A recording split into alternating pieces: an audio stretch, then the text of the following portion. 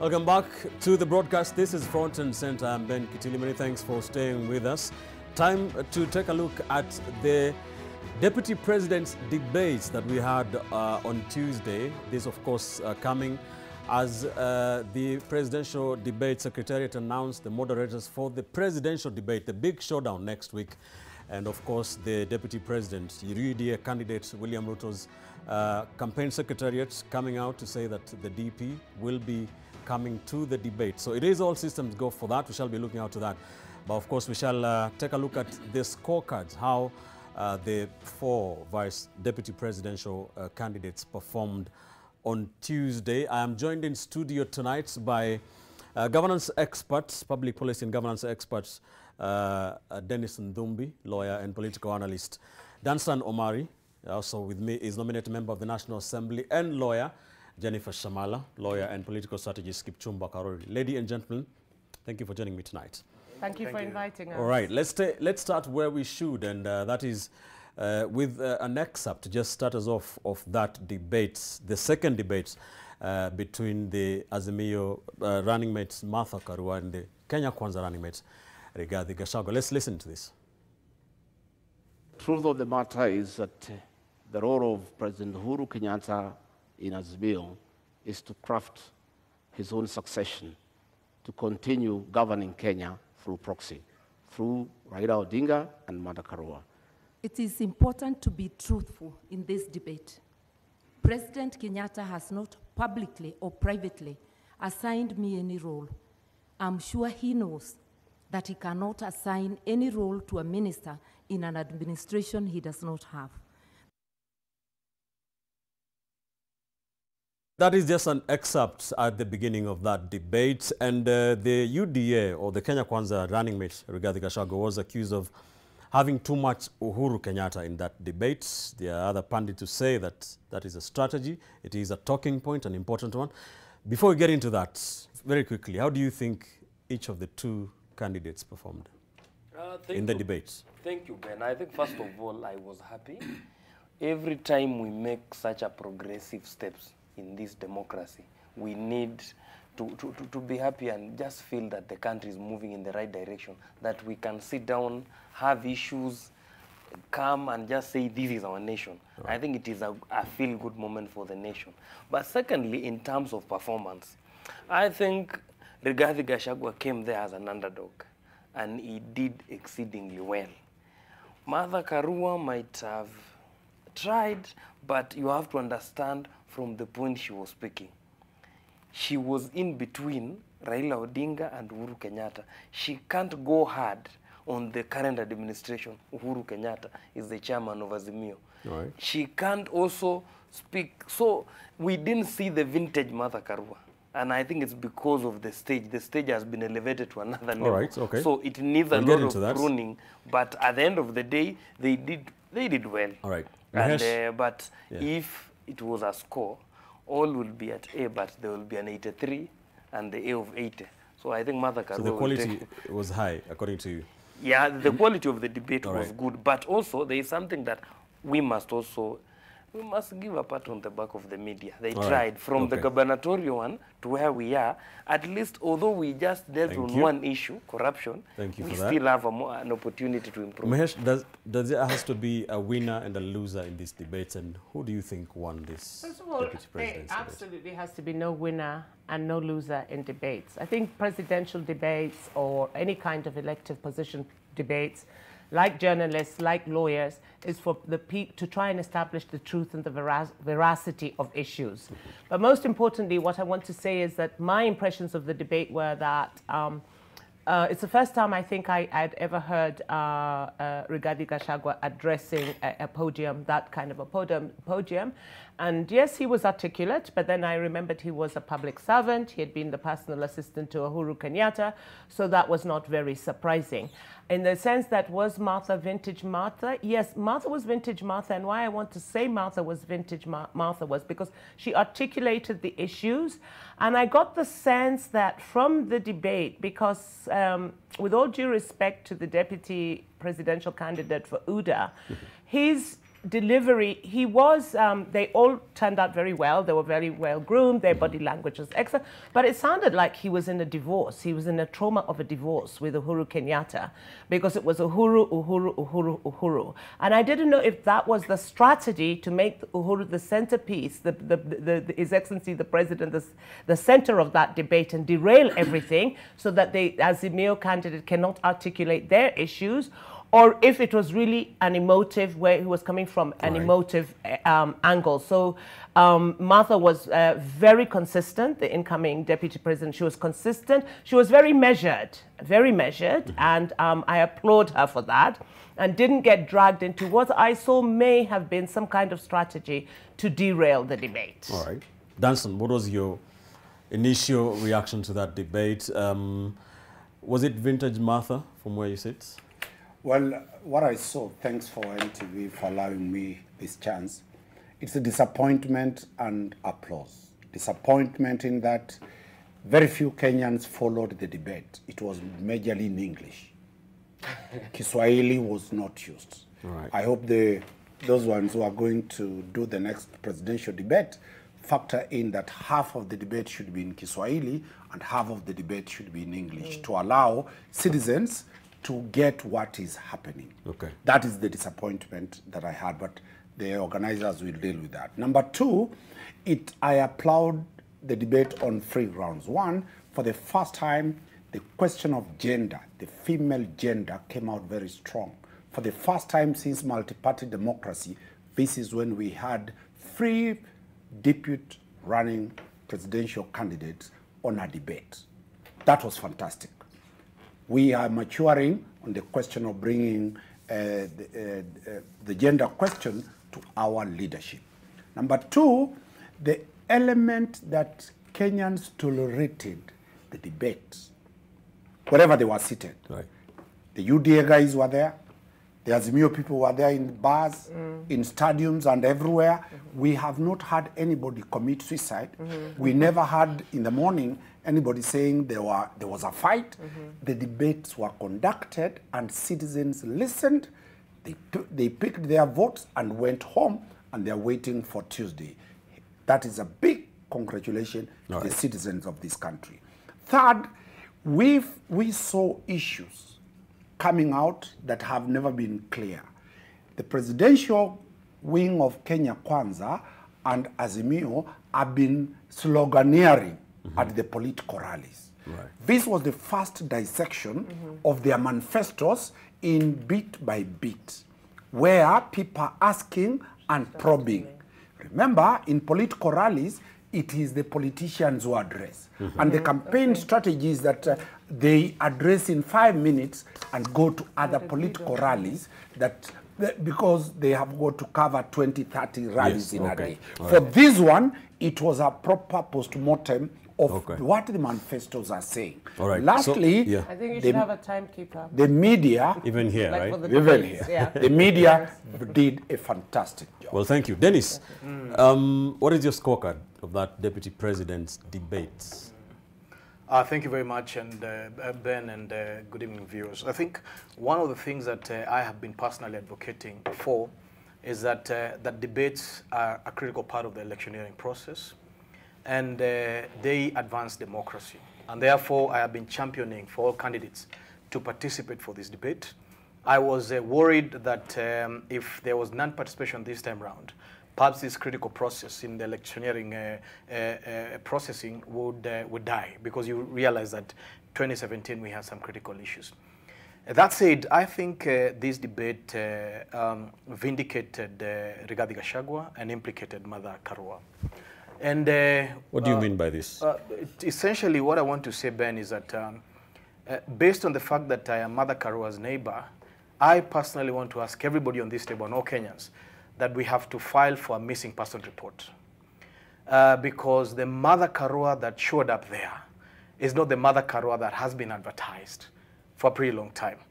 And I tended to think that there was a Mother Karua at home who was looking at the lady who was debating, and she didn't like the lady who was debating. And essentially, she appeared captured. She appeared to have a certain guilt conscience. And also, she appeared to have doublespeak.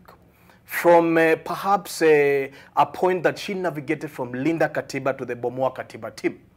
And therefore, I felt that this platform indeed was an implication on Mother Karua, especially on issues of integrity, public service, and various other things. On the other hand, Rigathi Gachagua was painted as this person with several other capabilities. Why did William Ruto choose him? And I think it was a great platform for him to come out as a strong general and one of the greatest choices that William Ruto ever did. Lastly, I think we had the first quasi, perhaps not judicial, but public hearing. Rigathi Gachagua turned that opportunity to make this one of the best public hearing platforms on state capture. And he came armed with evidence. And I think that is essentially the launch of what Kenya Kwanza is talking about in page 61 in terms of how the ways that which they will fight corruption and you know, the means at which we will conquer state capture. All right. I want us to pay some bills real quick and we come back, get into the meat of that debate, some of those issues, the issue of state capture that was captured very well in that debate, and also the other issues of the messaging and the strategy by both teams. Let's take a quick commercial break here on Front and Center. Don't go too far.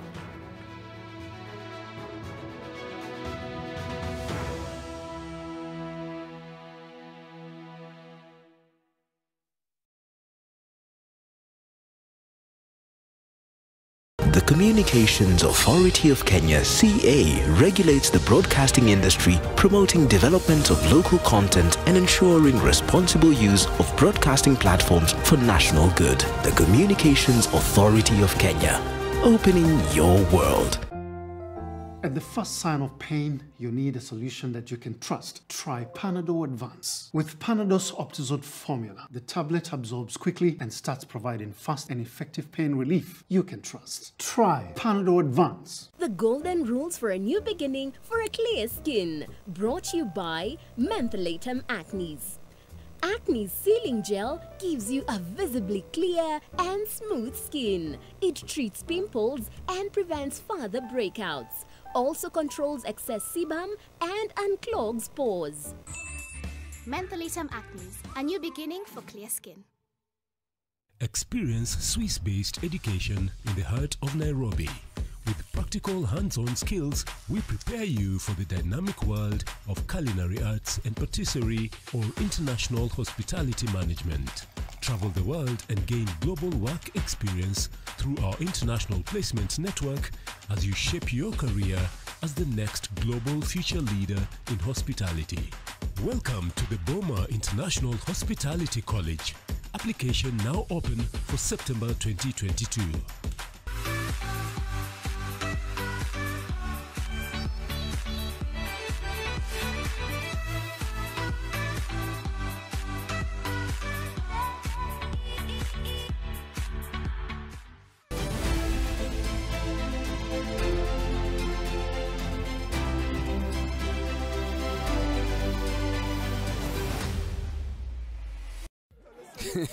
But I know that meat looks tender, but maybe not so much when your chest is burning. Remember what happened the last time?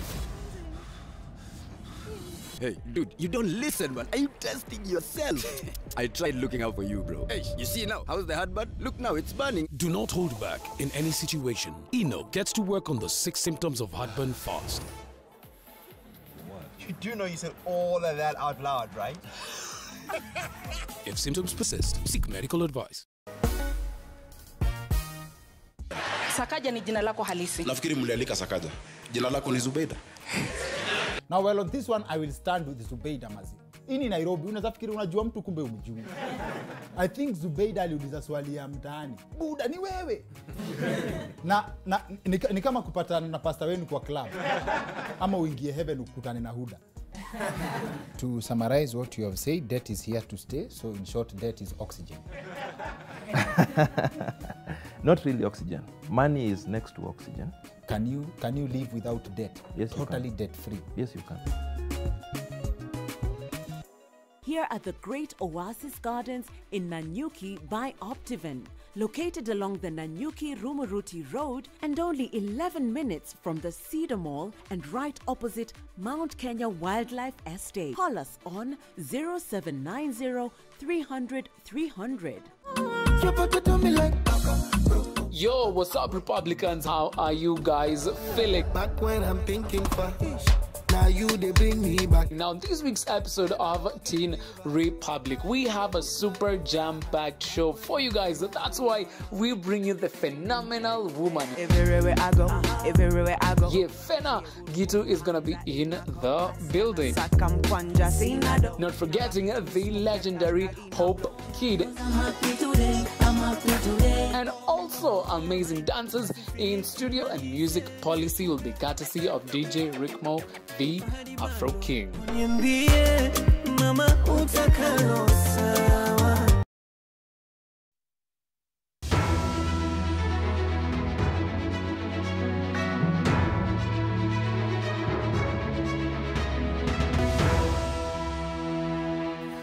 Welcome back to the broadcast. This is Front and Center on NTV. Many thanks for staying with us. I'm in studio with policy analyst, public policy and governance expert Dennis Ndumbi, lawyer and political analyst Danstan Omari, nominated member of parliament Jennifer Shamala, and lawyer and political strategist Kipchumba Karori. We left when Dennis.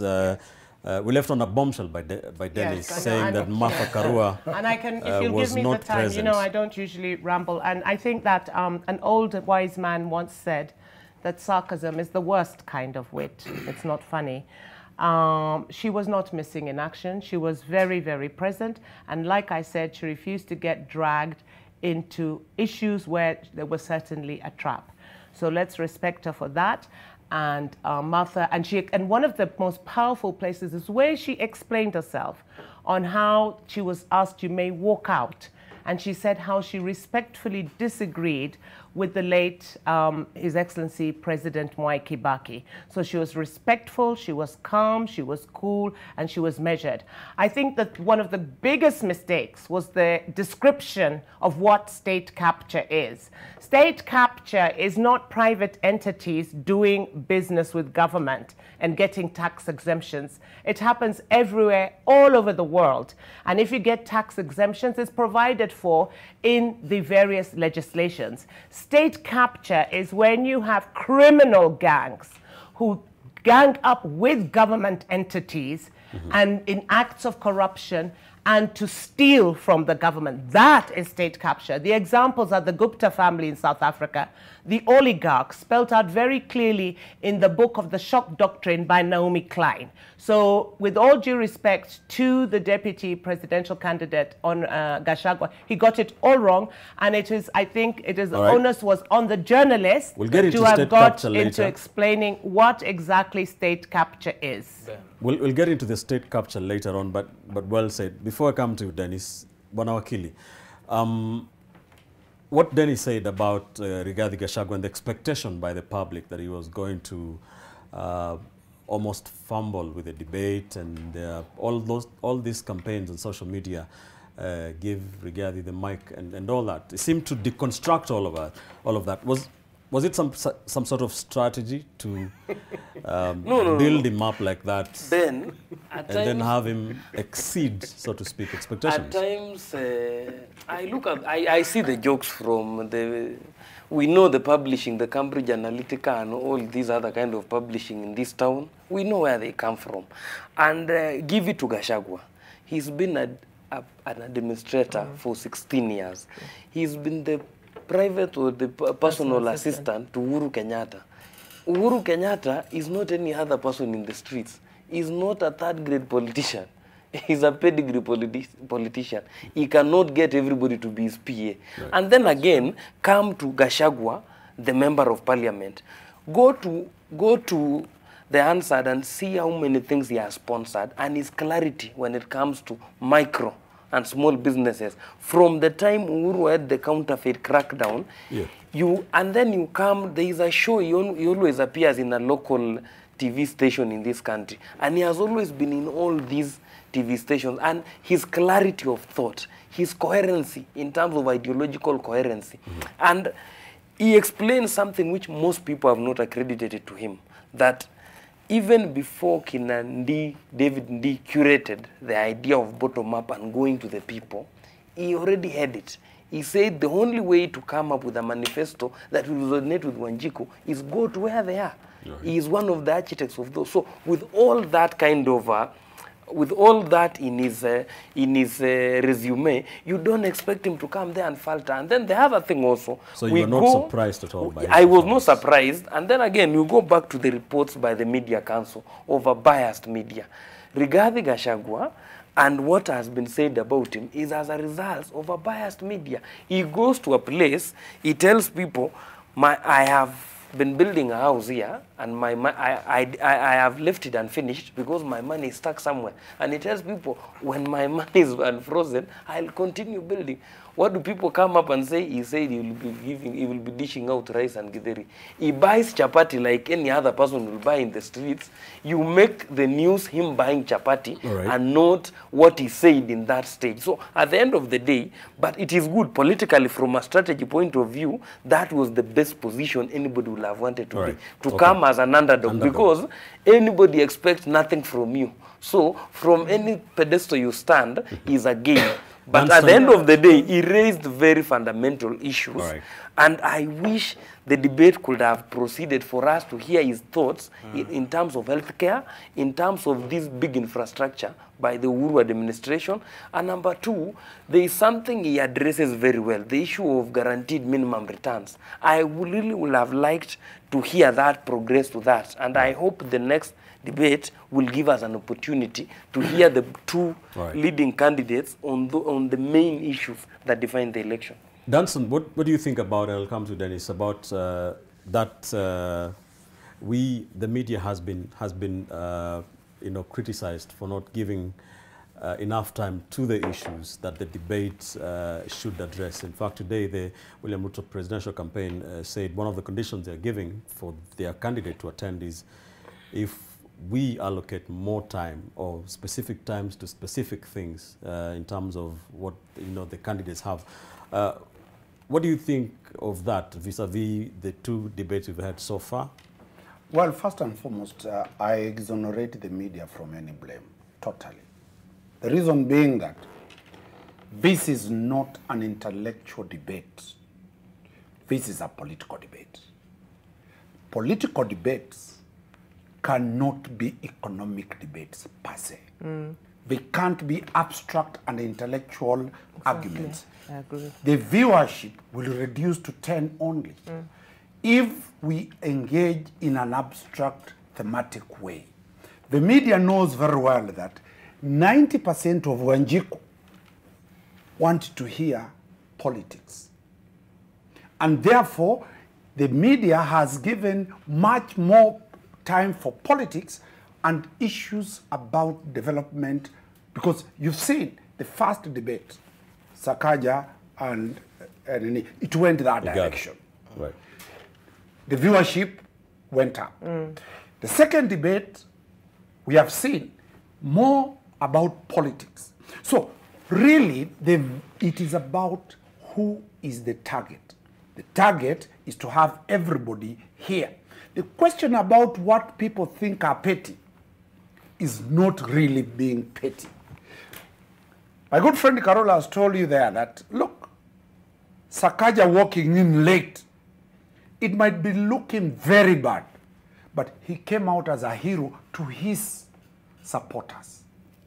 For intellectuals, 10 of us, we saw that that was lack of manners. But to the constituency, he became a serious, late-come guy who takes control of the debate his own right. When you look at Mother Karua and my good friend Gachagua, Gachagua is being built as a no-show, as a man who cannot even articulate anything in proper English. This is proper politics. Real politics on a real platform offered by the media. He comes up from 0% to almost overtaking Mother Karua. So really, I want us to agree.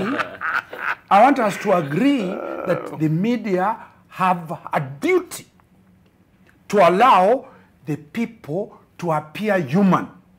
How do we know who is human? What is being tested? The temperament of the people who are on the debate. That temperament and the level of loss of focus and the question about people who have been fed and crammed the story is when the debate veers away from what it was to what it is.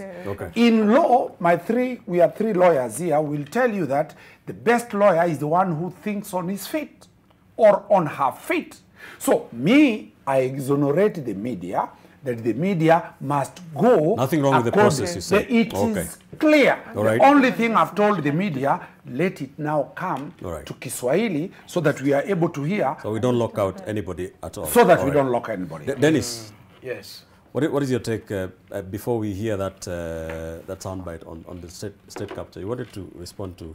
Yeah, I think I wanted to encourage my sister that we need to be germane. We need to be people who don't kiss with our eyes closed. And the truth is that we have to speak truth to power. And we have to define this animal and beast called state capture. And state capture is a repurposing of state itself as an instrument of serving people. And repurposing is the entire wealth to serve the individuals, the interest of a few. And I think Rigathi Gachagua was armed with evidence, and he turned the debate into the first public hearing on state capture. And we're happy with that. If you can just hold that thought there, and I'll come back to you. Let's listen into the debate between Gachagua and Karua on that particular issue. Would you go after the first family? We will not go after anybody. We'll go after all those who are in state capture and conflict of interest. Who are they? But what are you saying? That will come out in the commission. I'm saying there will be a commission because the real corruption that we need to deal with, not what Honorable Mother is talking about, is state capture and conflict of interest, where the people in power have used their offices to usurp public resources to their advantage and to the disadvantage of the rest of Kenyans. I want to help Mr. Gachagua. State capture is the repurposing of the state to serve individuals rather than public good. All right, so almost some fireworks there as Martha Karua tried to show Rigathi Gachagua how to define state capture, but it was his agenda anyway. Back to you. I think Rigathi Gachagua defined it well. I wouldn't be so keen on, especially after the debate, taking up corrections of Mother Karua on matters of law. Basically, her misquoting on the socio-economic rights as Article 47 instead of Article 43.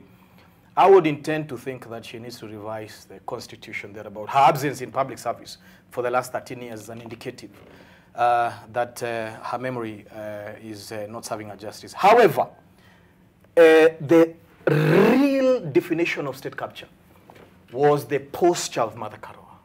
Sweaty, nervous, and having out-of-the-body experience, essentially. So, and as my brother said, Kipchumba here, she was caught up between going for Kenyatta and going for Raila, given the fact that a few months ago, in fact, if I can tell you, a year back, on the 7th of July 2020, she issued a statement in Limuru and accused ODM of killing oversight, of killing the doctrine of checks and balances.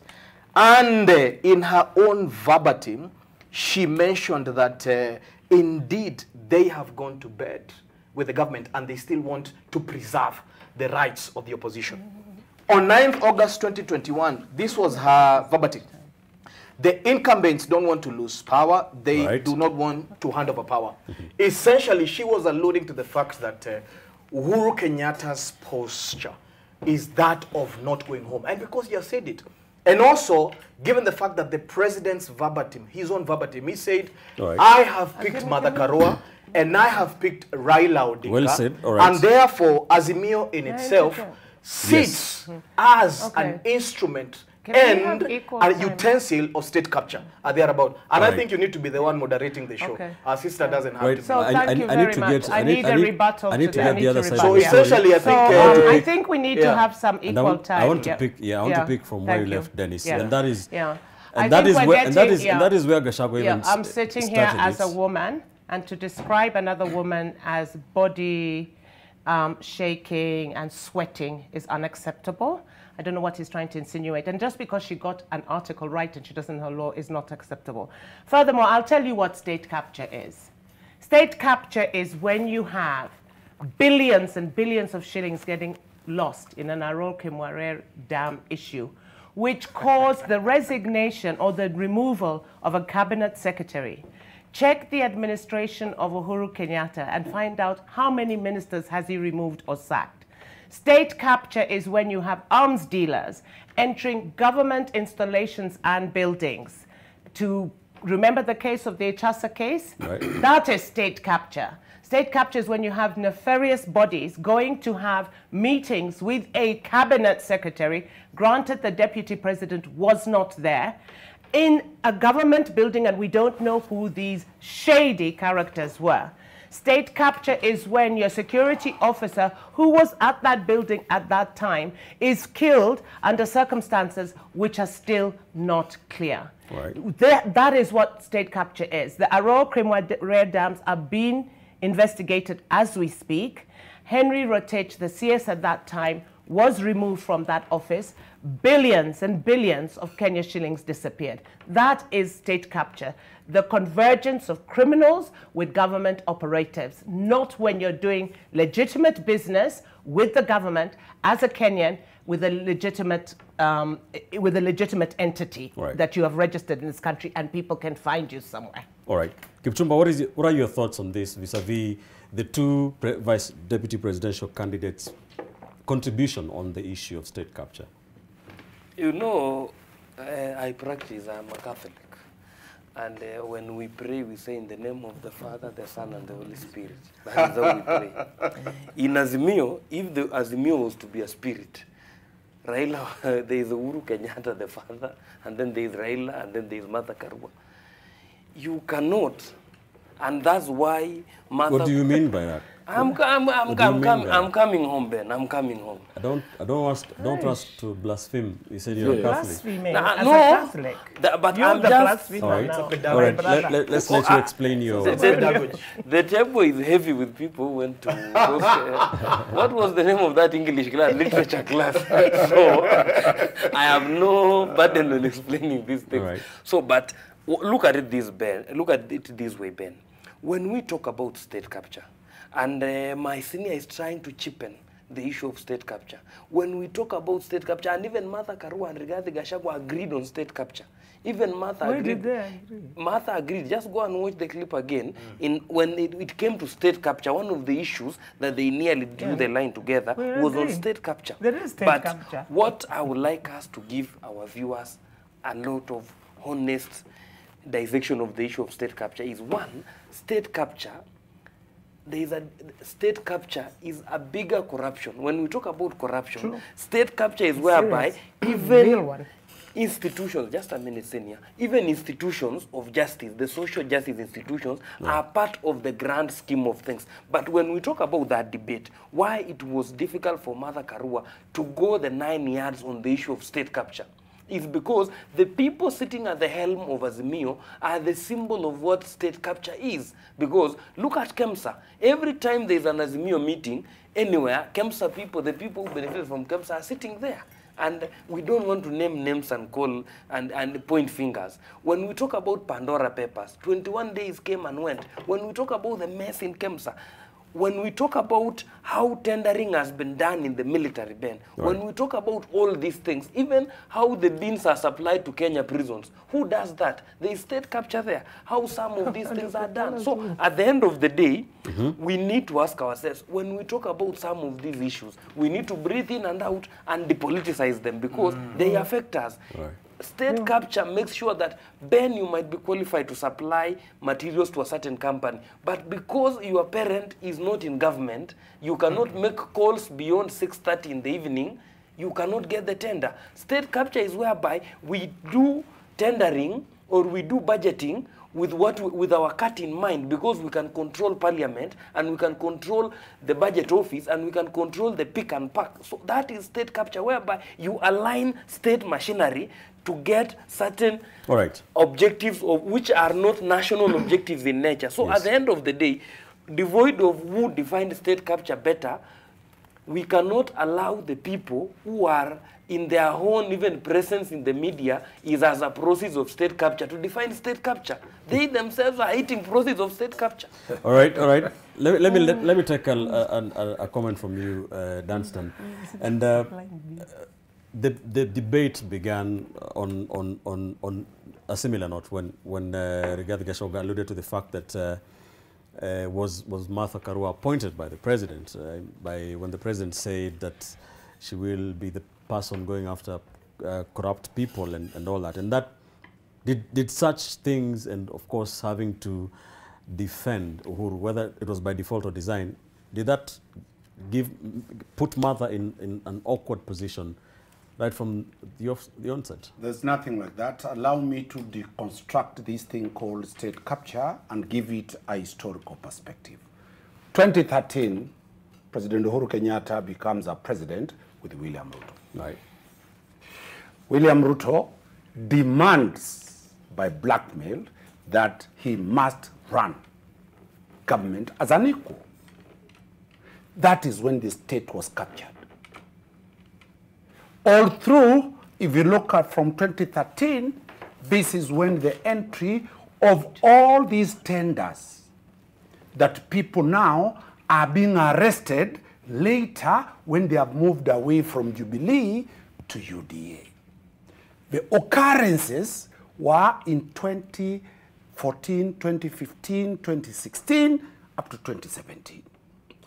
The DCI and the EACC moving in under the term now, the UDA people have run away during the launch of the national, when they were getting William Ruto at Kasarani. His first speech was that upon him being sworn in, he will deal with the DCI, he will deal with the KRA, he will deal with the National Police Service Commission, because this is the weaponization of the state.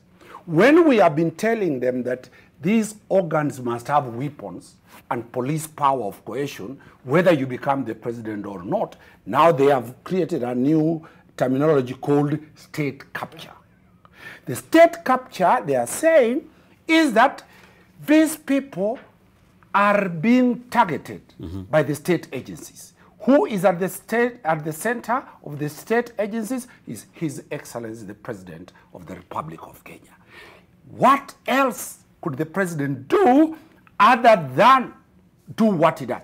The free lawyers here, I can forgive my brother here, know very well that independent institutions, Article 245 gives the National Police Service Commission, where the Director of Criminal Investigations are, independence of decision-making and investigation and arresting. KRA the same. The judiciary that convicts is not under the president's power.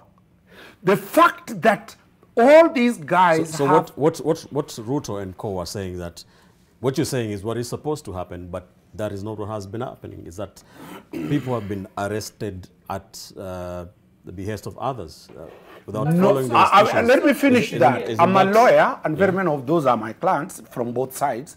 I'll tell you, the number of people are arrested depending on the political... Remember, politicians are chameleons. All these politicians, and I'll give you by number, when they were arrested, when they were investigated, they were in Jubilee. All right. And that time, all right.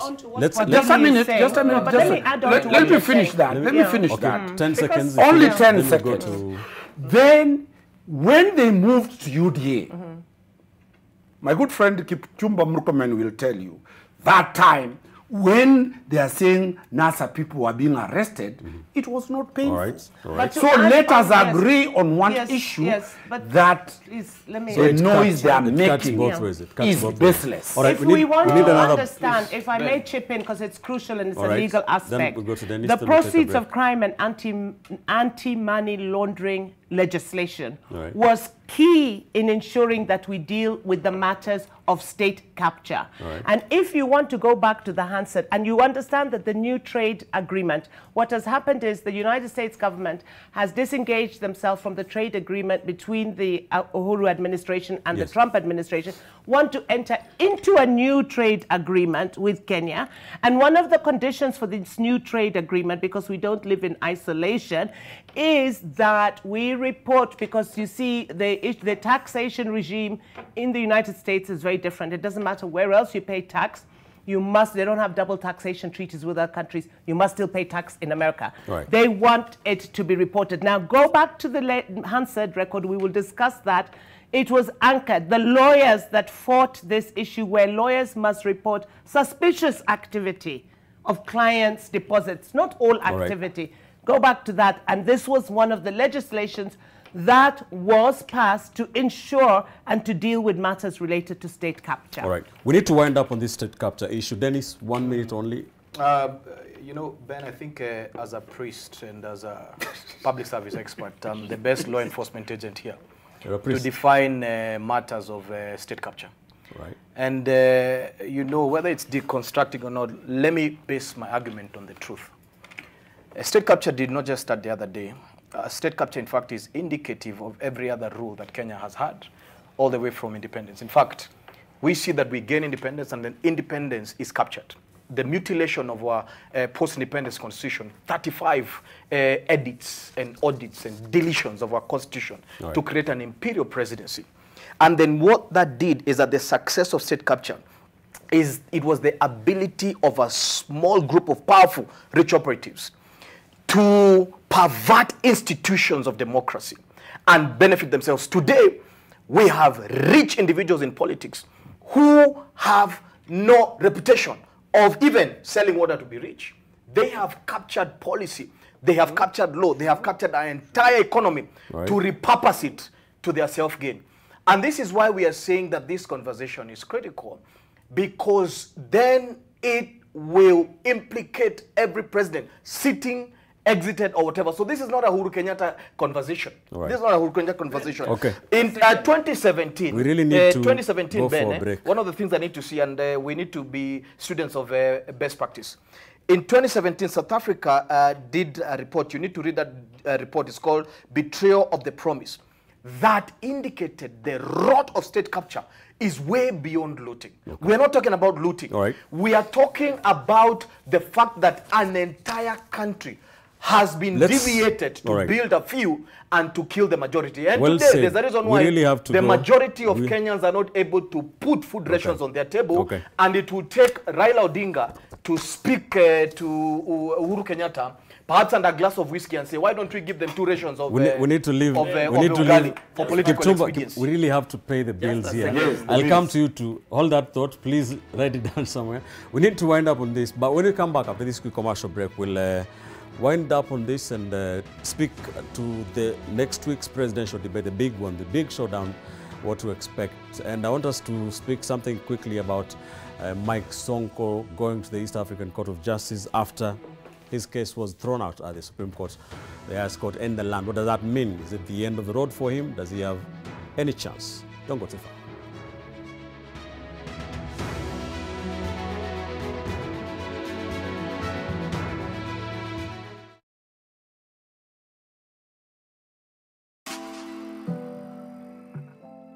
So nilikuwa na dance kwa church nikigrow up.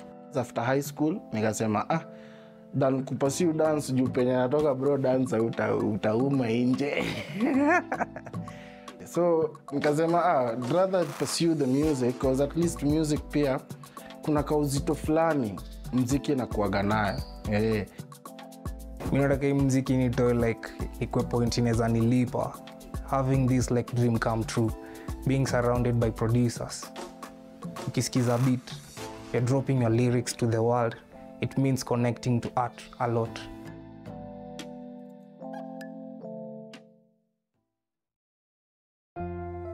At the first sign of pain, you need a solution that you can trust. Try Panadol Advance. With Panadol's Optizode formula, the tablet absorbs quickly and starts providing fast and effective pain relief you can trust. Try Panadol Advance. The golden rules for a new beginning for a clear skin. Brought to you by Mentholatum Acnes. Acne's moisturizing cream is a daily moisturizer with sunscreen to protect your skin from sunburns. Contains hyaluronic acid, which highly hydrates and nourishes for a soft and smooth skin. Mentholatum Acnes, a new beginning for clear skin. Let's get straight to it. Ready for whatever. We gon' ride. Line 'em up. Let's go toe to toe. Tell 'em pick a side. Put in work. We don't play no games. Watch it running high. Savage mode. We gon' keep it G. Yeah, you know. When cooling down is easy, this easy. Nice. You even took it with a smile. What about yours?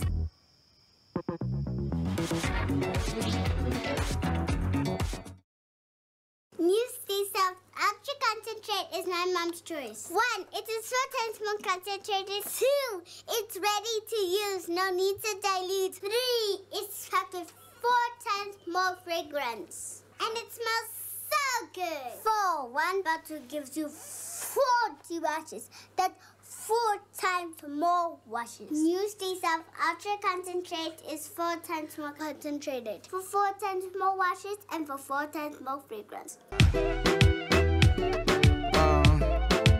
This week on The Trend, nothing short of entertainment.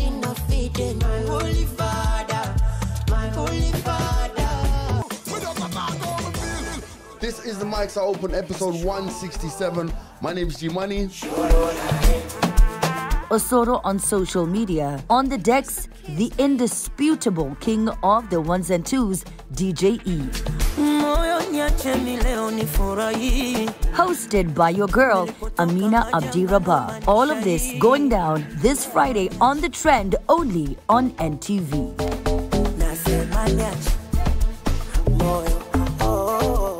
The Trend, in association with Tusker. Excessive alcohol consumption is harmful to your health, not for sale to persons under the age of 18 years. Sakaja ni jina lako halisi. Nafikiri mlialika Sakaja. Jina lako ni Zubeida. Now well, on this one I will stand with Zubeida mazi. Ini Nairobi unaweza fikiri unajua mtu kumbe umjui. I think Zubeida aliuliza swali ya mtaani. Buda ni wewe. Ni kama kupatana na pasta wenu kwa club. Ama uingie heaven ukutane na Huda.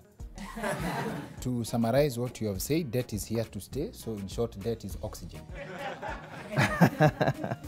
Not really oxygen. Money is next to oxygen.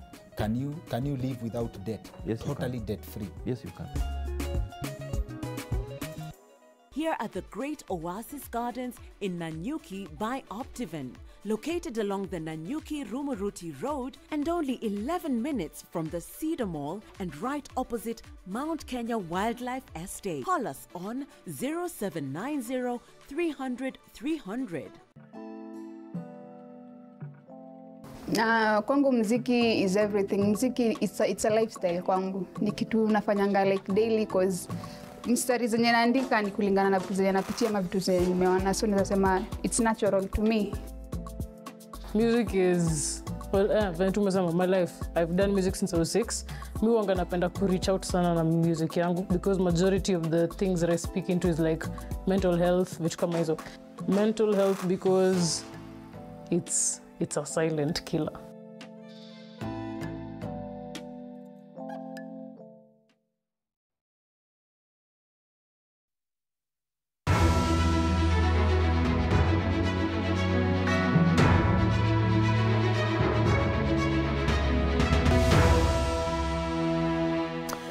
Welcome back to the broadcast. This is Front and Center on NTV. Many thanks for staying with us. We have been talking about Tuesday's deputy president debates, especially the one between Martha Karua and Rigathi Gachagua. We have wound up on the issue of state capture. We can do that for 3 shows.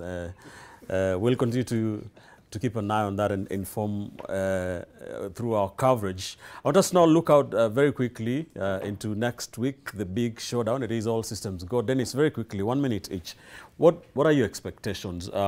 Deputy President William Ruto, the UDA candidate, there are doubts whether he will be attending. He has his campaigner said he will attend, but they have laid down a set of rules that they want us as media to to adhere to, for them to come. What do you think? What are you expecting from this? I think one of the things that I'm extremely happy about when it came to especially Deputy President's debate is that there were the undercuts. In 2017, there was not much amplification of especially the Deputy President role. But William Ruto has brought in such excellent energy into that post that everybody wants to see who is the next Deputy President. But also, the debates also are not just about the candidates. The debates, the moderators are drawn mainly from the upper echelons of broadcast journalism. And given the fact that journalism today is implicated as being not being impartial, certain standards of journalism seems to be eroded thereabout. I think then in all these debates, one of the biggest judgments goes to especially the media, the upper class and the disposure of the media thereabout. And I think it is time that the media shrugs off that tag and becomes impartial, because journalism is drawn from Chapter 4 of the Constitution. It is a critical right. But also, William Ruto's demand that let us stick to the issues is the way to go. And I think millions of Kenyans are tuning in to know, how is my cost of living going to be impacted? Right. Okay. Will I afford bread? Who speaks to my socio-economic issues? And thereabout, this is going to be a very, very critical debate. Not just in terms of showmanship, but in terms of addressing the critical issues that what do you expect? What are you expecting? Is plagued with. What I expect on Tuesday is, one, anybody who wants to lead this country cannot fail to attend, because the employers must be respected. So the Deputy President putting some conditions that he will not attend, that is not out of. It is a mandatory that Kenyans deserve and they demand to be addressed if you want to lead them. Number two, putting up conditions every other day to the media is just an aspect of cowardice. Come there, UDA has been saying they have been getting less coverage. Let them come there, it is 2 minutes. Get all the coverage. Get the coverage. Okay. You can't be claiming that you have always been black, you have been given a black check. Come and put your agenda there. All right. Free, the media has been very fair to everybody. Let everybody come and sell your manifesto to the citizens of this country. Lastly, remember the question about the top. I've heard my good friend say that there is the media for the top, the media for the lower. All TV stations, all radio stations, everybody is going to be given equal opportunity. We are fair. We are fair. Tell that's what I'm saying. The hustlers believe we are fair. Weshmiwa, yeah. 1 minute. What are your expectations from the presidential debate? What is fascinating for me in this debate, and it's not so much about expectations, but what I shall be watching, is that William Samoei Ruto, the deputy president, is in a unique position. In 2000 and 2003, he ran with Uhuru Kenyatta. In the next election, he ran with the ODM brigade. And today and next week, he will be a presidential candidate running against a NASA candidate. He has a deep understanding of the entire situation, and so does the Right Honorable Raila Amolo Odinga. So it will be a very intriguing, because they have in-depth knowledge. They know each other at a personal level, and like I think like the Honorable Rigathi and Honorable Martha Karua. But this is at a very personal level, having worked together.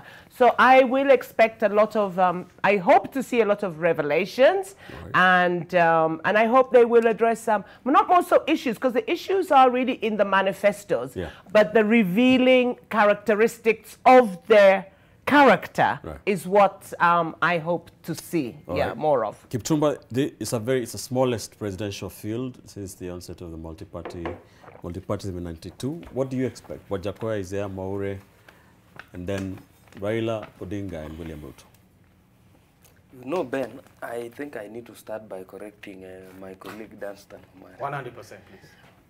When we talk about media About bias, fairness of the media. Yes, and I'm speaking time is as up. a member. Please go ahead. I'm speaking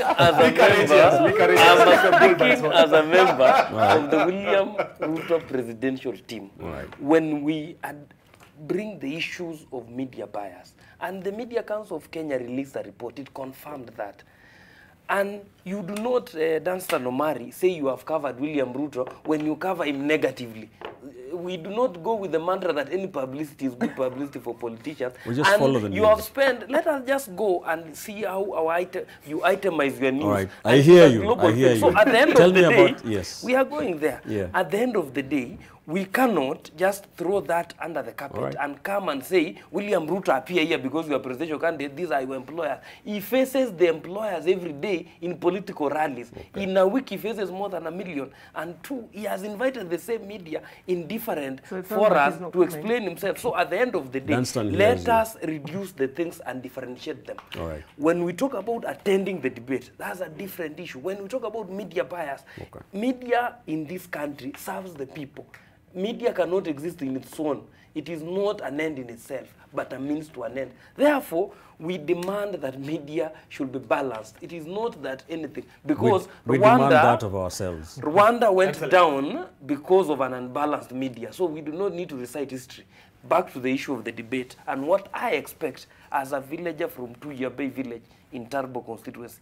1, I expect that the debate will not be a Hollywood showmanship, where media come with blitz and things. We need to delve to issues, Ben Kitili. Number 1, I need, as I cast my vote on Tuesday in Tebesonic Primary School, I need to know that the cost of power, the person I'm voting for, what has he said about the cost of power? The person I'm voting for, what has he said about the issue of lowering the cost of living? The person I'm voting for, what has he assured me about unemployment? I have sisters and brothers. I have people who are going to university. What is he doing to do? So at the end of the day, Senior, we do not want, maybe as a closing statement, You've taken 3. We do not want to go there as a recital of history. Okay. I will quote Frank Fanon. This generation has its unique challenges, which are unemployment, health, and other issues. Right. It is not liberation. All right. The Mau generation. So finally, all right. We'll of course, the Kenyans should be. No, we really, because of time, will be. I wanted a 30 minutes to. No, I'll give you that, but we need to really move on. We shall be, of course, airing that presidential debate on Tuesday. Be sure to keep it for the presidential flag bearers as they talk to you, Kenyans. I want us to talk about one last thing very quickly. That is Mike Mbuvi Sonko. He has been fighting to become the governor of Mombasa. His case has gone all the way to the Supreme Court.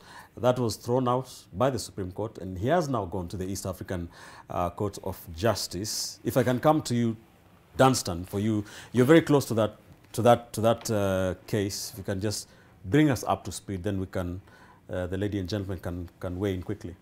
I do appear as an advocate for Mike Sonko. The case from the Supreme Court, we have moved to the East African Court of Justice for an appeal based on the facts that Sonko's fundamental human rights were violated. 5 of them. 1, the Supreme Court in Nairobi said they have no jurisdiction, but still went ahead to determine that matter. Number 2, the matter that went there is that the Chief Justice addressed a media house, Spice, and said her decision that Sonko cannot contest. All right. 3rd, we also raised the question that during the hearing of this matter, there were no directions that were taken. The respondents never filed their papers, and yet a determination was done without those critical conditions being met. All right. 4, we have raised the question that when this matter was being heard in Nairobi, it was filed on 13th, it was filed in March last year.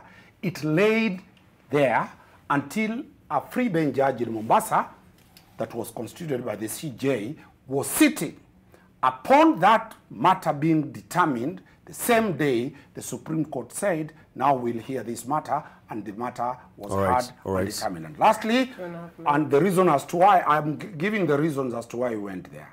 We know very well that, and we have a letter when Mike Sonko, we wrote to the Chief Justice, to the Supreme Court, why they said there will be a hearing by 5 judges. All right.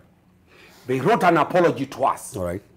And that apology, we have put it there that if the Supreme Court has apologized for Sonko for flouting its own procedures, then we have audience. All right. The other Thank you for that background. Let me give you the next case. I am almost out of time. I have 2 minutes only. Only the other case. Yes. Yes. 30 seconds, please. Very I'm quickly. the advocate. I'm laying the basis on what you're saying.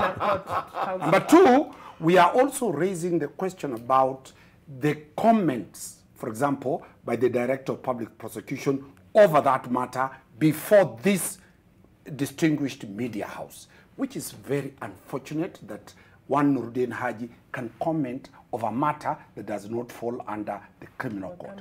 Therefore, really, those are the grounds that we are going. Thank you, Dunstan. 1 minute only. Do you think Sonko has a case, has a chance, rather? Or is it over for him? The 1 minute, I'll use it. 30 seconds, I want to respond to. There's a dichotomy between Raila Odinga and William Ruto. Raila represents the past, Ruto represents the new, or the now. And in law, there's something we call necrocracy, textualism and the rule by the dead. This generation must be given the capacity to determine their now and their future. All right. And that is what William Ruto represents for. So we are about to see that in the presidential debate. Coming to matters of Sonko, I sympathize with the sort of the unbalanced view that our law architecture and infrastructure is. And I think Sonko has been judged both not by law, but also by interest. When you look at Mombasa, I think he was going to stand perhaps because Mombasa has issues with race also. And Sonko was perhaps going to be the first governor who was going to define that, both from a religious perspective, from a social perspective, from a religious perspective. And I think there was a gang up against him. But unfortunately, I think that the Supreme Court of this nation is a law of the last resort. I don't think on matters of sovereignty. Right. I don't know what the East Africa law will be able to do. Thank you. But still, I don't think there's any human being who exhausts matters of justice thereabout. Thank you. I think that's Thank an you. open case. Mheshimiwa, And I look forward to see the presidents that will set. Very quickly, Very what are your briefly, thoughts on that? my thoughts on that are, one, it's a court which has a limited jurisdiction. And when you come as a person, you can only come on the violation of a fundamental human right. In the case of Martha Karua, that violation was access to justice.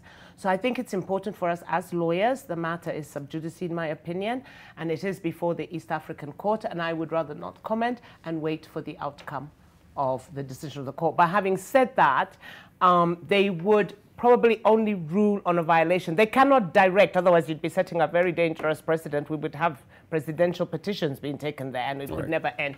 They can't, I think they would only address the issue on the violation of any of the fundamental freedoms and human rights. And it's only in that area that they would address themselves. Well, Kipchumba, have the final word today. 1 minute only, please.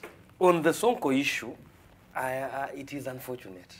I do not agree with all the courts, from the county assembly to the Senate, to the High Court, the Court of Appeal, the Supreme Court, and even if the East Africa Court of Justice will take the decision it will take, for a simple reason, Ben. We've just been discussing here an animal known as state capture. Sonko is a casualty of constitutional capture, where institutions are weakened to serve specific interests. It is because of whatever Sonko has gone through that we have NMS, and we know the interest behind NMS. You know, people are not being bold and say the truth. Sonko is not, the most corrupt people are still enjoying office in this country. They work and obnob with presidential candidates in this election. So at the end of the day, whereas I am a supporter of the ideology that litigation must have an end, but I must state here and for the future that Sonko did not get his rights because of the interests that have been in this country because of state capture. And the last point is this: Sonko suffered from Stockholm syndrome. He has always ran back to the captors So he is in that soup because he went there. All right. Let's leave it there, gentlemen and lady. Many thanks for joining us tonight. We are overrunning our time. Lawyer and political strategist Kipchumba Karori, nominated member of the National Assembly, Jennifer Shamala, and also lawyer and political analyst Dunstan Omari, public policy governance expert Dennis Nthumbi. Thank you for your time, ladies and gentlemen, coming on Front and Center to help us make sense of what's happening in this country. Also, be sure to join us every Thursday night from around 9:35 p.m. here on NTV. I am Ben Kitili. Good night from Nairobi.